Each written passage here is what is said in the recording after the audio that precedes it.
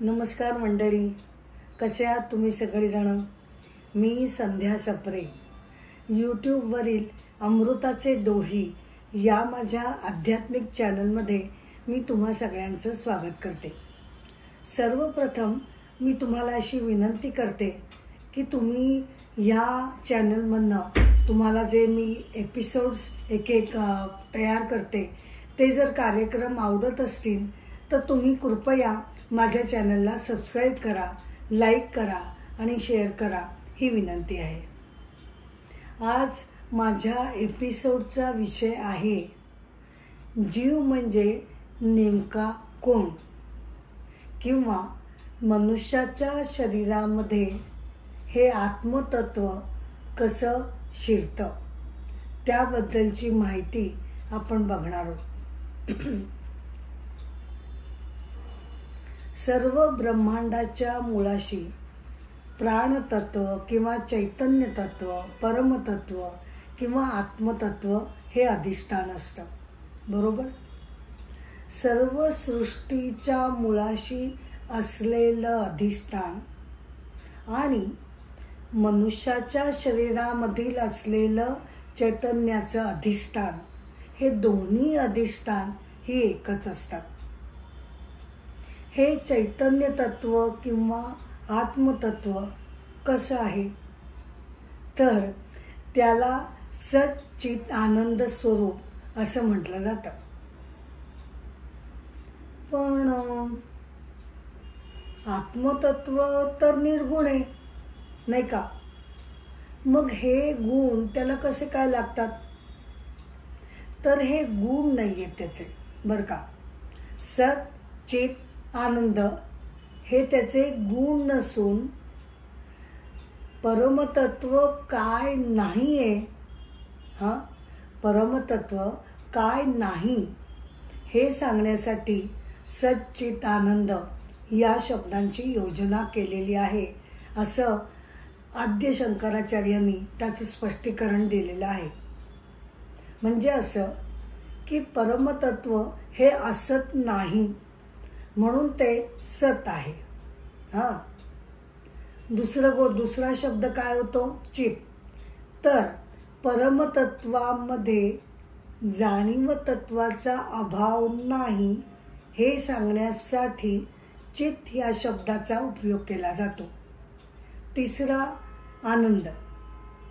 तर परमतत्वामध्ये दुःखाचा अंश सुद्धा नाही या अर्थानं ते आनंद स्वरूप आहे। सच्चित आनंद। सत म्हणजे एक्झिस्टन्स, चित म्हणजे जाणीव तत्व किंवा जाणून घेण्याची क्षमता, आणि आनंद म्हणजे ब्लिस असं ज्याला म्हणता येईल, असं हे सच्चित आनंद स्वरूप परमतत्व आहे। आणि ते कसं आहे तर ते सर्वव्यापी आहे, नाही का? असं म्हटलं जातं की चैतन्य तत्व कुठे नाही अशी मुळी जागाच नाही। ब्रह्मांडाच्या कणाकणामध्ये ते परमतत्व दडलेलं आहे। मग आता असा प्रश्न पडतो की जर ते सर्वव्यापी आहे तर मग ते शरीरामध्ये पुन्हा कसं काय प्रवेश करतं, नाही का? कारण ते तर सगळीकडेच आहे, शरीरामध्ये सुद्धा ते आधीपासूनच असणार। मग ते पुन्हा शरीरामध्ये त्याची एंट्री कशी काय होते? तर त्याचं स्पष्टीकरण आपल्याला छांदोग्य उपनिषदामध्ये सापडतं।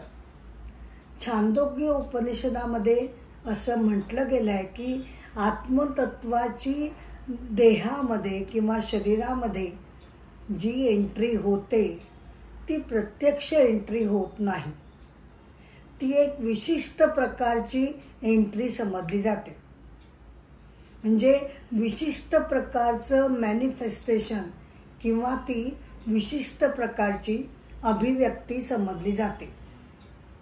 काय आहे ते स्पेशल मॅनिफेस्टेशन? तर ते आहे प्रतिबिंब। हो, प्रतिबिंब। आत्म्याचं मनामध्ये पडलेलं प्रतिबिंब म्हणजे चिदाभास हे ते स्पेशल एंट्री आहे. म्हणजे आपण असं जाणून घेऊया बरं का एका उदाहरणाने, की सूर्य रात्री नसतो, म्हणजे आपल्या गोलार्धात रात्री तेव्हा नसतो. त्यावेळेला तो जरी नसला तरी त्याचा प्रकाश चंद्रावर पडतो आणि चंद्र प्रकाशित होतो. आणि चंद्राचा जो प्रकाश आहे तो प्रतिबिंबित पृथ्वीवर होऊन आपल्याला चंद्रप्रकाशामध्ये रात्रीसुद्धा आपण बघू शकतो. आता चंद्राचा तो खरा प्रकाश आहे का? तर नाही. त्याला तो सूर्याकडनं मिळालेला प्रकाश आहे. अगदी त्याचप्रमाणे चैतन्य तत्वाची आपल्याला अजून ओळख नाही. बरोबर? वेदांत असं सांगतं की आपल्याला चैतन्य तत्वाची, आत्मतत्वाची अजून पुरती ओळख झालेली नाही. त्याची प्रत्यक्ष अनुभूती आपल्याला आलेली नाही. परंतु त्याचं जरी ज्ञान मला नसलं तरी इतर गोष्टींचं ज्ञान मला आहे. कोणत्या कोणत्या गोष्टींचं ज्ञान आहे मला? मला ब्रह्मांडाचं आहे, वस्तूंचं आहे, जगताचं आहे. माझ्या शरीर मनाबद्दलचं मला ज्ञान आहे. माझ्या मनामध्ये दिवस रात्र असणारा जो अवेअरनेस आहे, जी जाणीव आहे, ती मला जाणवते. बरोबर?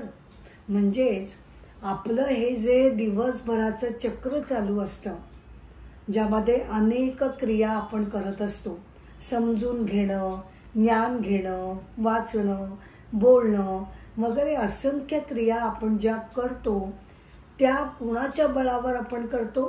तर त्या मनामध्ये प्रतिबिंबित झालेल्या चैतन्य तत्वाच्या म्हणजेच चिदाभासाच्या जोरावर आपलं आयुष्यातली सगळी कर्म चालू असतात.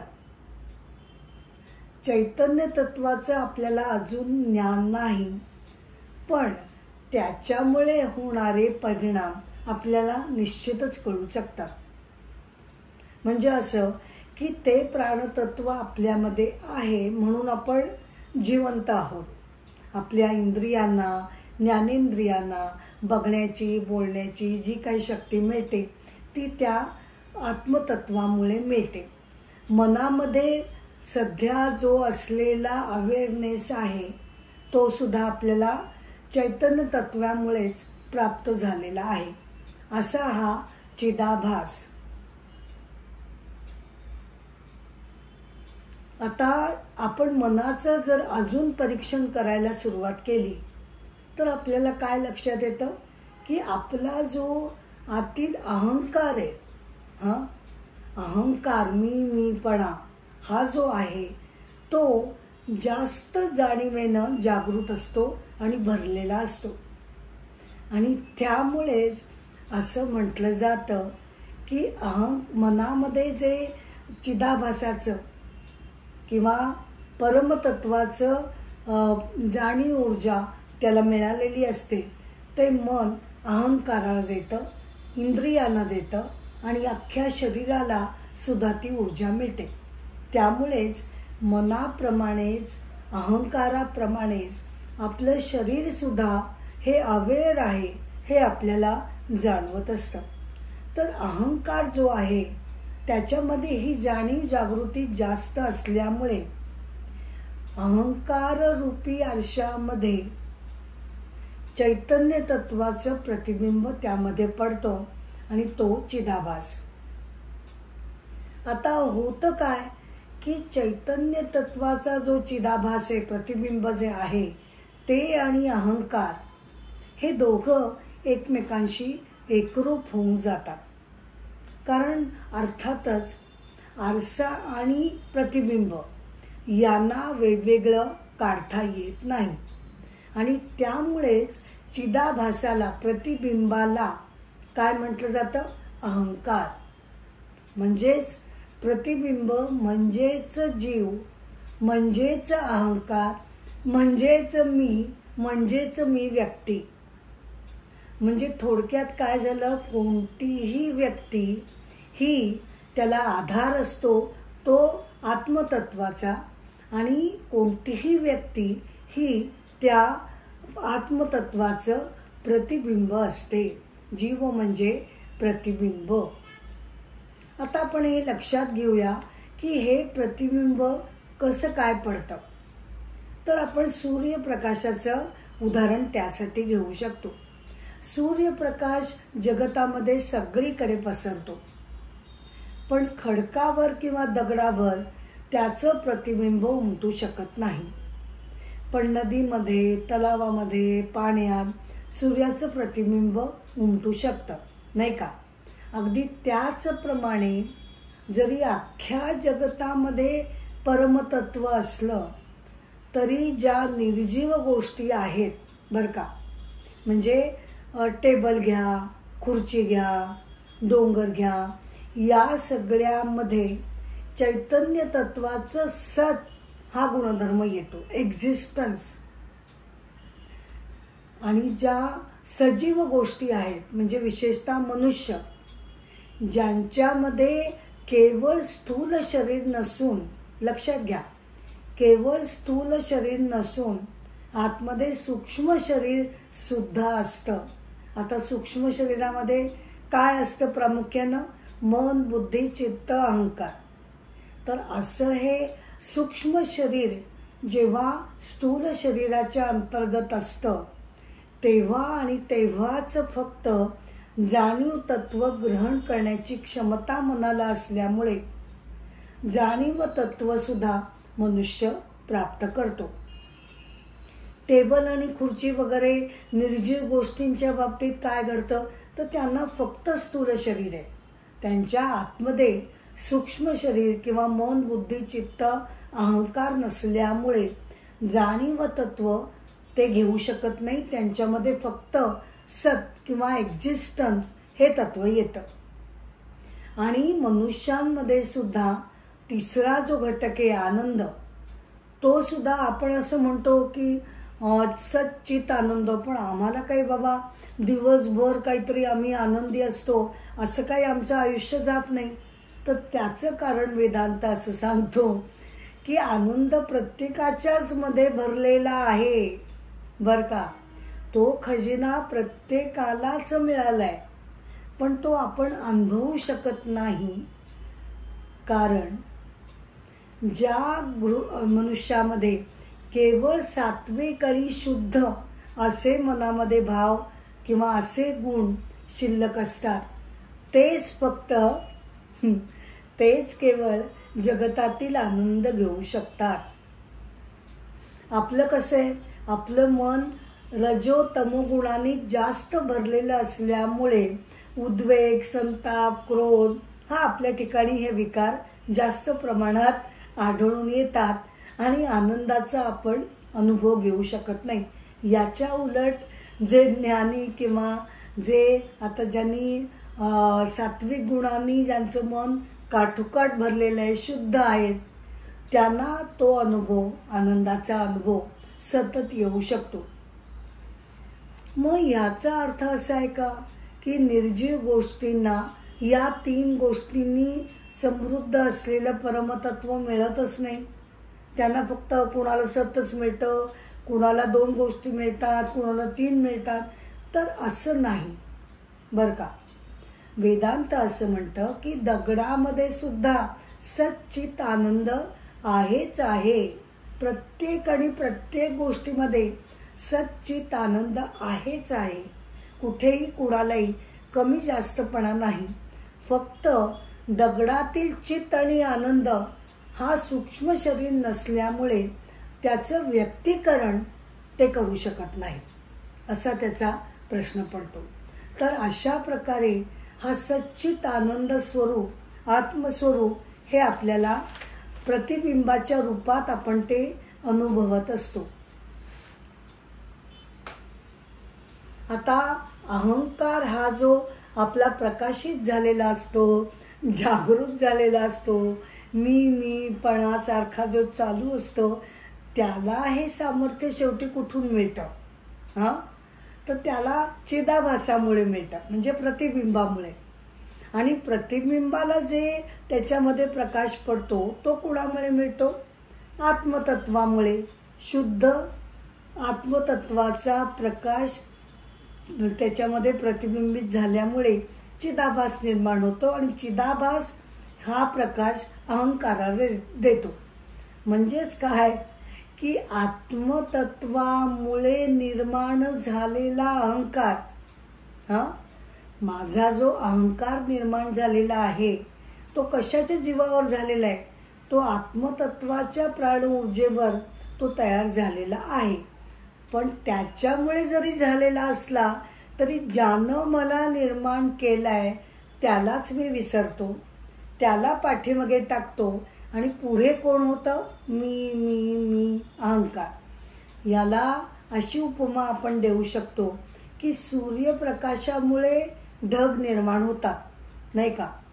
सूर्यप्रकाशामुळे जरी ढग निर्माण होत असले तरी निर्माण करणाऱ्या त्या सूर्यालाच ढग कधी कधी झाकून टाकतात.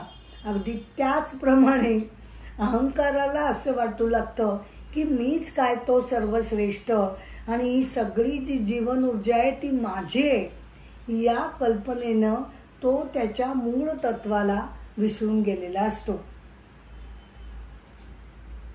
आता हा अहंकार किंवा जीव किंवा व्यक्ती ही कुणाला चिकटून असते?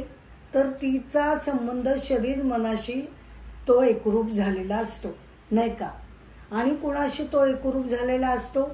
तो चिदाभासाशी तो एकरूप झालेला असतो. मग आता अहंकार आणि यांचे संबंध कसे असतात ते आपण लक्षात घेऊया. अहंकार आणि चिदाभास म्हणजे काय? आरसा आणि प्रतिबिंब, यांचा संबंध कसा मानला जातो? तर तो नैसर्गिक आहे असं मानलं जातं, नाही का? म्हणजे जोपर्यंत अहंकार रूपी आरसा आहे तोपर्यंत त्याचं प्रतिबिंब पडणारच.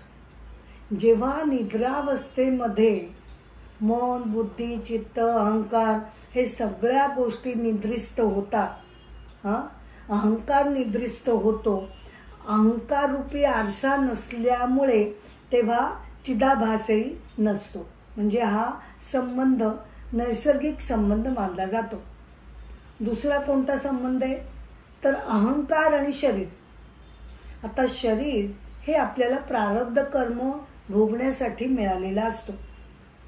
त्यामुळे जोपर्यंत शरीर जिवंत आहे तोपर्यंत अहंकार सुद्धा जिवंत किंवा जागृत असतो.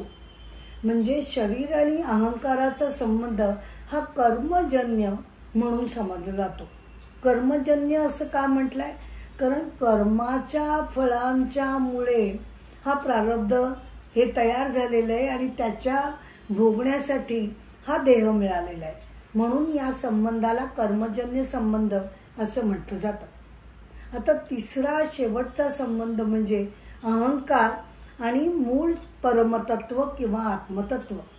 म्हणजेच माझा चेहरा आणि माझं प्रतिबिंब यांचा एकमेकांशी काय संबंध आहे? तर काहीच संबंध नाही आहे. त्याला भ्रांतीजन्य संबंध असं म्हटलं जातं. म्हणजे असं आहे की माझा चेहरा हा प्रतिबिंबाशिवाय सुद्धा सदैव असतोच असतो, नाही का? मला काही सतत क्षणाक्षणाला आरशाची गरज लागत नाही. पण प्रतिबिंब मात्र हे पूर्णपणे बिंबावर अवलंबून असतं. त्यामुळे चैतन्य तत्वाच्या दृष्टीनं, आत्म्याच्या दृष्टीनं त्याचा आणि अहंकाराचा संबंध येत नाही. आणि म्हणूनच आचार्य त्यांच्या प्रसिद्ध निर्वाण षटकम स्तोत्रात असं जे म्हणतात की मी म्हणजे बुद्धी नाही, चित्त नाही, मन नाही, मी म्हणजे अहंकार सुद्धा नाही. म्हणजेच काय? अहंकार म्हणजे मी म्हणजे मी नाही. लक्षात येत आहे? मी म्हणजे मी नाही. याचं कारण काय आहे की आपल्या शरीरामध्ये हे दोन मी दडलेले आहेत. दोन मी आहेत. कोणते? एक खरा मी. खरा मी कोणता आहे? तर माझं जे मूळचं खरं स्वरूप आहे, आत्मस्वरूप, ते म्हणजे खरा मी आहे. पण ज्याची मला अजून जाणीव नाही, ज्याचं मला अजून ज्ञान नाही, तो खरा मी हे आत्मतत्व आहे. आणि खोटा मी कोण आहे, दुसरा मी, तर तो आहे अहंकार किंवा प्रतिबिंब. म्हणजेच दुसरा जो मी आहे त्यालाच आपण कवटाळून बसलेलं असल्यामुळे मी सदैव माझ्या अहंकाराशी आणि मनाशी निगडीत असते. अहंकाराला ठेच पोचली की मला राग येतो, मनाला दुःख झालं की मी दुःखी होते. खरं असं घडता कामा नये, कारण माझं खरं स्वरूप हे अहंकार नाही, मन नाही, चित्त नाही, शरीर नाही, बुद्धी नाही. ते माझ्यासाठी माध्यम आहे, उपकरण आहे. त्याची हेळसांड करायची नाही, शरीर मनाची व्यवस्थित काळजी घ्यायची, कारण ते मला मिळालेलं साधन आहे. पण ते म्हणजे मी नाही, हे जेव्हा मला ज्ञान येईल तेव्हा माझा अहंकाराशी संबंध सुटू शकेल. म्हणजेच केवळ आत्मज्ञानानं माझा या अहंकाराशी किंवा प्रतिबिंबाशी संबंध संपुष्टात येईल. आत्ता काय घडतंय की प्रतिबिंब म्हणजे मी असं माझं जीवन चालू आहे.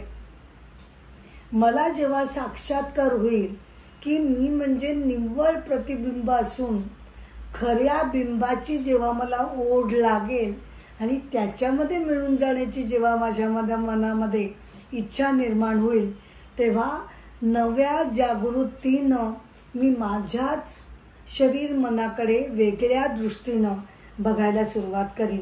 आणि ती नजर असेल ज्ञानीची दृष्टी. शरीर मनाचे त्याला अजिबात त्याचं दुर्लक्ष करायचं नाही आहे. त्याचा योग्य वापर करून आपलं आयुष्य सार्थकी करायचं आहे, हे ज्ञानीच्या बरोबर लक्षात येतं. तर अशा प्रकारे जीव किंवा व्यक्ती म्हणजे किंवा आपण सगळेजण हे दुसरे तिसरे कोणीही नसून आत्मतत्वाच्या आधाराने आपण आहोत. आणि केवळ आधाराने नाही, तर आपण सगळेजण आत्मतत्वाचं प्रतिबिंब म्हणून जगत आहोत. ही गोष्ट आपण लक्षात घेतली पाहिजे, अंतर्मुख होऊन त्याच्यावर विचार करायला पाहिजे. मग आपल्याला सहज एक प्रश्न मनामध्ये येतो की मी जर साक्षात आत्मतत्वाचं प्रतिबिंब आहे, तर मी त्याच्यासारखं का नाही, नाही का? आपण जेव्हा आरशामध्ये बघतो तेव्हा मूळ चेहरा जो आपला आहे तसंच प्रतिबिंब दिसतं. असं जर गोष्ट खरी आहे, तर मग मी त्या आत्मतत्वासारखी शुद्ध का नाही? तर त्याचं कारण बिंबाला दोष देण्यात अर्थ नाही. आपल्या दोघांच्या मध्ये कोण आहे? अहंकाररूपी मनरूपी जो आरसा आहे त्याच्या गुणवत्तेवर, ते कसं आहे त्याच्यावर ते पडणारं प्रतिबिंब, त्याची गुणवत्ता अवलंबून असते, नाही का? म्हणजे असं की सूर्याचा प्रकाश छोट्या छोट्या पातेल्यांमध्ये पाणी भरलेलं असलं तर तो प्रत्येक पातेल्यामध्ये तो प्रतिबिंबित होईल. पण काही पातेल्यांमध्ये पाणी जर गढूळ असेल तर प्रतिबिंब कसं होणार? तेही अस्पष्ट असेल. एखाद्या पातेल्यामध्ये अत्यंत स्वच्छ शुद्ध पाणी असेल तर त्यामध्ये सूर्याचं पडणारं प्रतिबिंब अगदी हुबेहूब त्याच्यासारखंच असेल, शुद्ध असेल, स्वच्छ असेल. म्हणजे काय झालं की आपला मनरूपी आरसा घासून पिसून स्वच्छ करण्याची आपल्याला गरज आहे. आणि तसं केलं सात्विक शुद्ध बुद्धीने आपलं मन जर भरून गेलं, म्हणजेच मन आणि अहंकार रूपी आरसा हा अतिशय स्वच्छ शुद्ध झाला, पवित्र झाला, तर त्यामध्ये पडणारं प्रतिबिंब म्हणजेच मी व्यक्ती म्हणून अगदी अक्षरशः आत्मतत्वाच्या तेजाप्रमाणे मी तळपू लागेन, यात काही शंका नाही. तेव्हा हा मुद्दा आपण सगळ्यांनी लक्षात ठेवायचं की प्रत्येकामध्ये ते असलं तरी हा वेगवेगळेपणा का ठरतो, तर आपल्या जडणघडणीवर, मनाच्या क्वालिटीवर, त्याच्या गुणवत्तेवर आपलं व्यक्तिमत्व ठरत असतं. आता इथे मी हे चिदाभास किंवा प्रतिबिंब किंवा जीव म्हणजे कोण याचं निरूपण मी आता इथे थांबवते. पण अर्थातच मी नेहमी म्हणते त्याप्रमाणे एपिसोड्सची गंगा ही चालूच राहणार आहे. पुन्हा एकदा मी तुम्हाला सगळ्यांना विनंती करते की तुम्ही माझ्या चॅनलला जरूर व्हिजिट द्या आणि तुम्हाला कार्यक्रम आवडत असतील तर कृपया सबस्क्राईब करा ही विनंती. नमस्कार.